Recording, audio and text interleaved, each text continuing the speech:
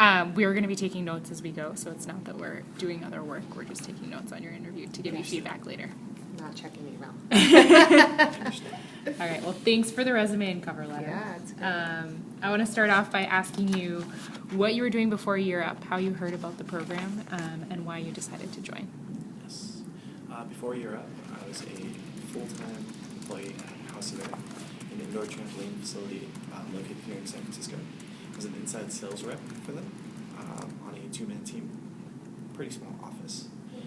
Aside from working with them, I was attending classes at City College, Middle Eastern Studies, and training, as well as teaching in mixed martial arts here in San Francisco. Nice. How did you hear about Year Up, and why did you decide to join? Surprisingly, I met one really close friend who attended Year Up in Cycle 14 and graduated in March, I believe, of this year. Mm-hmm. After meeting that person, I realized that I had a lot of friends and a couple of family members that attended Year Up, just never mentioned it. Mm-hmm. So I looked into the program, and I found out they offered a cybersecurity track. That's pretty interesting. I've always had a mind for, I guess, tech or encryption. I like puzzles. And so I pursued it, scheduled an informational.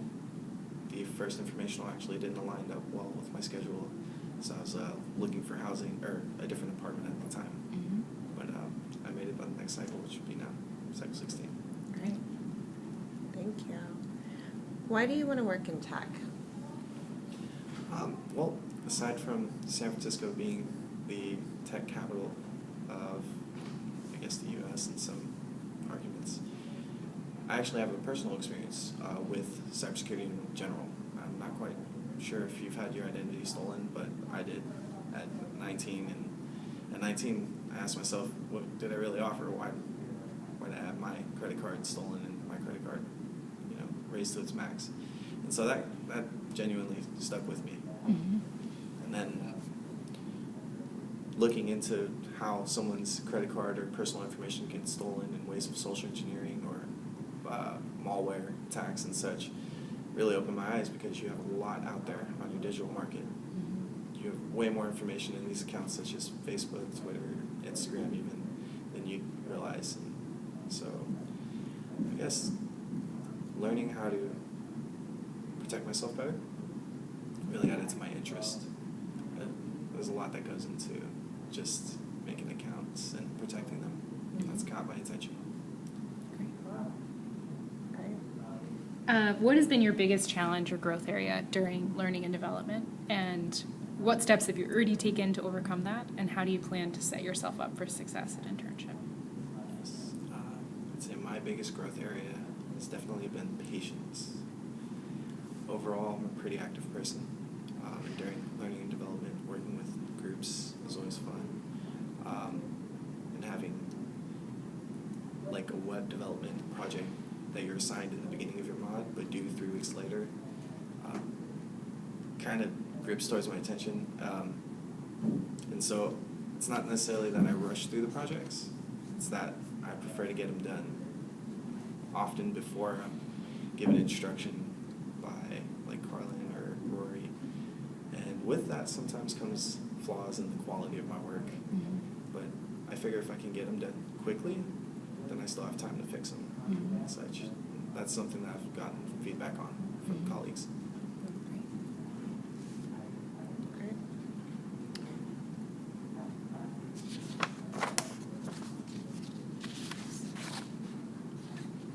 This one? Mm-hmm. Okay.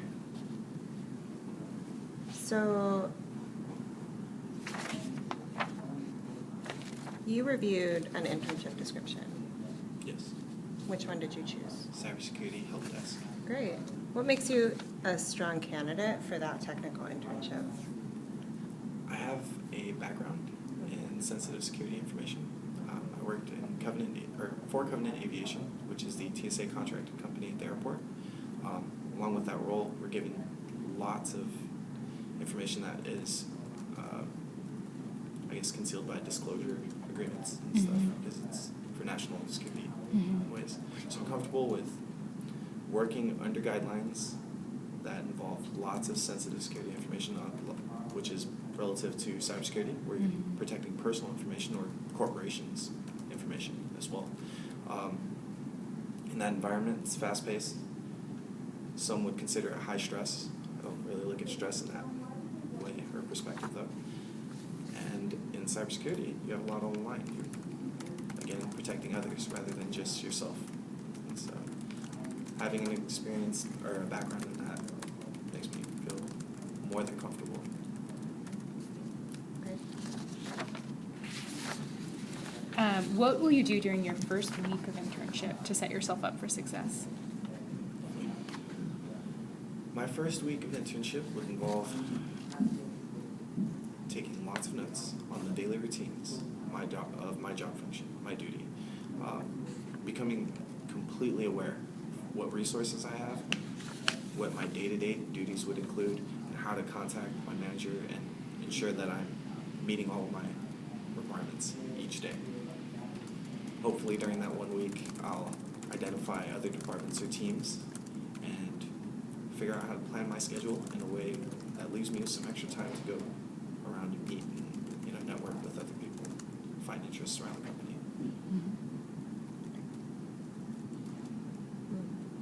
Great.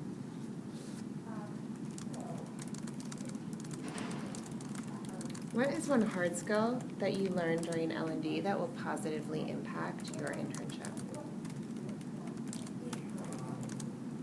I'd say one hard skill that I can definitely utilize is Python coding, and just learning coding languages in general. At the moment, I have your basics: HTML, Python, JavaScript, as well as learning Bootstrap for design and PHP.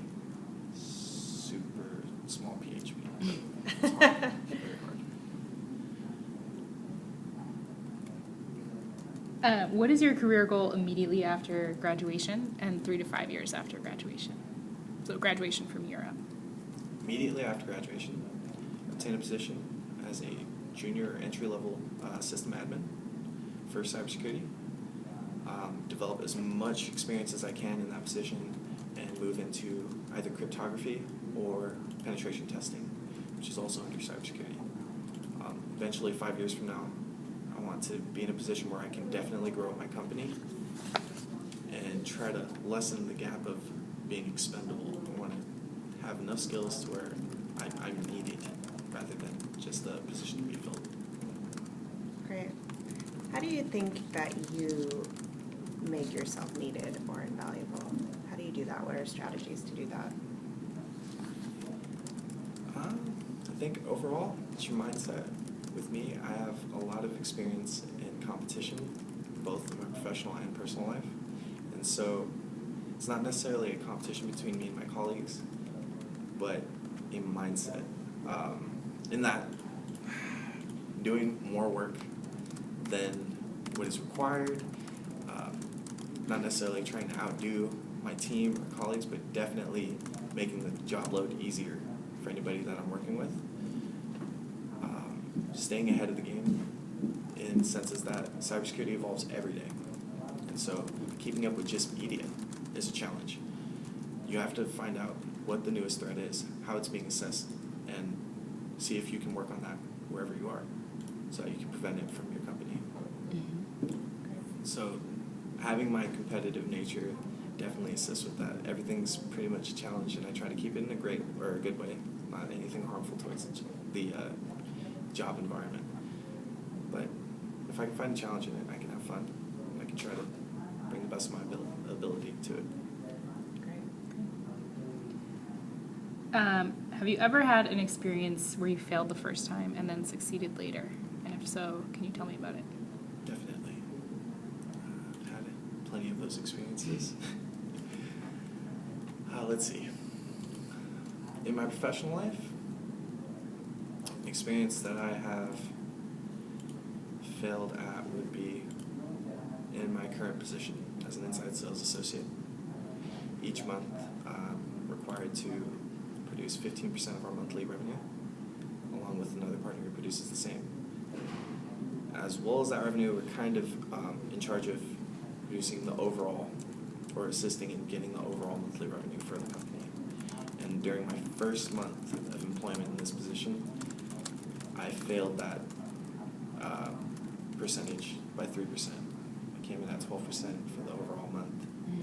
What I did was review it with my general manager as well as my sales manager, and they gave me some insight on some tools I could utilize, which I wasn't aware of at the time, which is running promotions or promotional ads for our company, taking control or suggesting email blasts for our company, and producing group packages.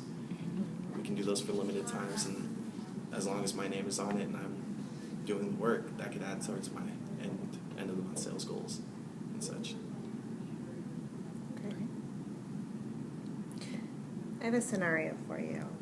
You have a remote manager who is always busy and difficult to reach. You have significant downtime on internship and are not sure what to do. Walk us through an immediate and longer-term plan to address this challenge, and be specific, please. Yes. So can you repeat the first part of that? Of course. You have a remote manager who's always busy and difficult to reach, and you have significant downtime. Okay. So if I have a remote manager who's not on site that often, it's a big issue. I need someone to give me feedback and overview my work. So from the start of my internship, I'm going to establish a line. Whether it's just results of my work for the day in email form or scheduling online Skype meetings if they're not in the office. I'm going to try to not necessarily force my way, but definitely establish a hard line of communication, even if they're not in the office. If that doesn't work via email, I might just send a few emails letting my manager know that they're going to expect a call maybe once a week during lunch hour or something like that. And during that call, I'd go over everything that I've accomplished for the week. I'd ask for permission to maybe go to other departments, schedule some meet and greets with other teams, especially if I have downtime, and ask whether or not we have other projects I can be included on. Again, I'm not super patient, but I like to stay busy. Definitely. I don't like downtime.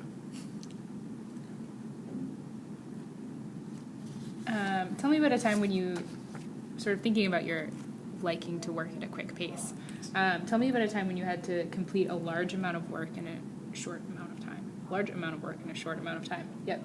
How did you ensure that you were able to meet the deadline and have a high quality product? Lovely. I'll give you an example from my current position. Let's go to the airport. So, we're Covenant Aviation Security. It's a TSA contracted company. If you've flown out the checkpoints for security, that's where I used to work as one of the screeners. On this particular day, I was upgraded to a lead position, and I was in charge of the staffing, giving breaks and adhering to any customer complaints and such. Flights are delayed at SFO all the time, especially in the international airport, the international checkpoints. On this day, we had a Aeromexico flight that was departing 2 hours earlier than what it was scheduled for due to weather. They gave an announcement over the international terminal intercom, but that doesn't really do much accounting for the people who aren't going to make it in time. However, we had floods of people from an Air France flight, the A3 or A380s, the giant new airplanes that we have. And so we had a large queue that stretched down the international lobby. My job as a lead requires requesting staffing to open up lanes depending on how long our lines are, or our queue is, as well as handling breaks, and again, customer complaints. And so the first thing I did when getting that announcement was reach out to any other checkpoints that had extra staffing or were running slow. I requested a total of 12 other screeners towards my checkpoint, 2 of which were leads at the time, so they could run the extra lanes, and tried to keep the overall job goal, which is security. Even though it's a large line of people, security's first. And so we processed them, asked for an extension on the gate, see if the pilots would be able to safely extend the wait for at least like another 20 to 30 minutes so that we could process as many as we could. I prioritized the front 2 lanes for Aeromexico passengers specifically because the Air France flight left later. And overall, we did miss a good handful of passengers that did make it on their flight. Of course, we're the first layer of authority that they come across, so we got yelled at. I handled the customer complaints, which is usual, and directed them to their airlines where they could be placed on different flights at a later time. Thank you. All right, let's do tech demo.